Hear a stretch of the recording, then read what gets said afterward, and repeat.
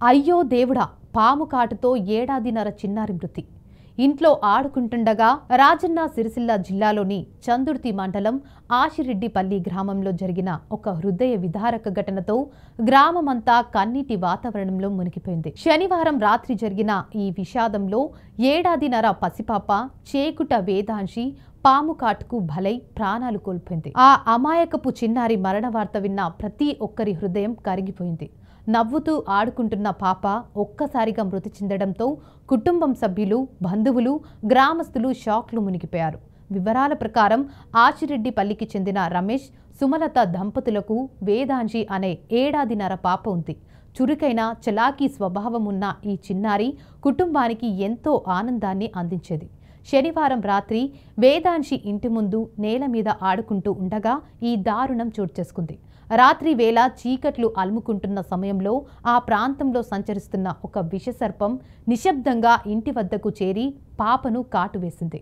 ఆ సమయంలో ఎవరూ ఆ పామును గమనించలేదు. కాసేపటికే పాప ఒక్కసారిగా ఏడవడం ప్రారంభించడంతో తల్లిదండ్రులు దగ్గరికి వచ్చారు. మొదట సాధారణంగా ఏదైనా పురుగు కుట్టిందేమో అనుకున్నారు. కానీ కొద్ది నిమిషాల్లోనే వేదాంశి శరీరంలో విషప్రభావం చూపించింది. చేతులు, కాళ్ళు స్తంభించడం, ముఖం వాచటం, ఊపిరి బిగిసిపోవడం మొదలయ్యాయి. ఆందోళనకు గురైన తల్లిదండ్రులు వెంటనే పాపను ప్రభుత్వ ఆసుపత్రికి తరలించారు. వైద్యులు పరిశీలించగా అప్పటికే పాప మృతి చెందినట్లు తెలిపారు. ఆ వార్త విన్న క్షణం నుంచే పాప తల్లిదండ్రులు విలపిస్తూ మూర్ఛలు పడిపోయారు. తమ కన్నుల పండుగగా పెంచుకున్న పాప ఇక లేదనే వాస్తవాన్ని వారు నమ్మలేకపోయారు.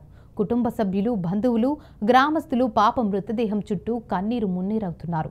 గ్రామమంతా ఈ విషాదంతో కరిగిపోయింది. ఎవరిని చూసినా కన్నీళ్లతో కళ్ళు తడిసేలా ఉన్నాయి. ఆ పాప నవ్వు, చిలిపితనం ఇప్పటికీ కళ్ళ ముందే కనిపిస్తోంది. ఇంత చిన్న వయసులో ఇలా చనిపోవడం భరించలేకపోతున్నాం అంటూ పెద్దలు, పొరుగువారు విలపిస్తున్నారు. వేదాంశి ఆడుకుంటూ పిలిచిన మధురమైన మాటలు, చిట్టి అడుగులు, నవ్వులు ఇప్పుడు ఆ ఇంట్లో ప్రతిధ్వనుల్లా మిగిలిపోయాయి. పోస్ట్ మార్టం అనంతరం పాప మృతదేహాన్ని గ్రామానికి తీసుకువచ్చి అంత్యక్రియలు నిర్వహించారు. ఆ సమయంలో గ్రామం మొత్తానికి కన్నీరు ఆగలేదు. స్నేహితులు, బంధువులు, గ్రామస్తులు అంతా ఒకటే మాట చెబుతున్నారు. దేవుడు ఇంత చిన్న ప్రాణాన్ని ఎందుకు తీసుకుపోయాడు?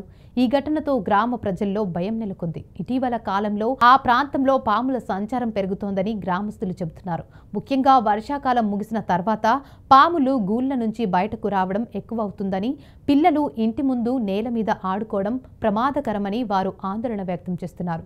అధికారులు కూడా ఈ ఘటనపై విచారం వ్యక్తం చేస్తున్నారు. ప్రజలు రాత్రి వేళ జాగ్రత్తగా ఉండాలని, ఇంటి చుట్టుపక్కల చెత్త, గడ్డి పేరుకుపోకుండా శుభ్రపరచుకోవాలని సూచించారు. పాములు ఎక్కువగా సంచరించే కాలమని హెచ్చరిస్తూ పిల్లలను ఇంట్లో ఒంటరిగా ఆడనీయవద్దని కోరారు.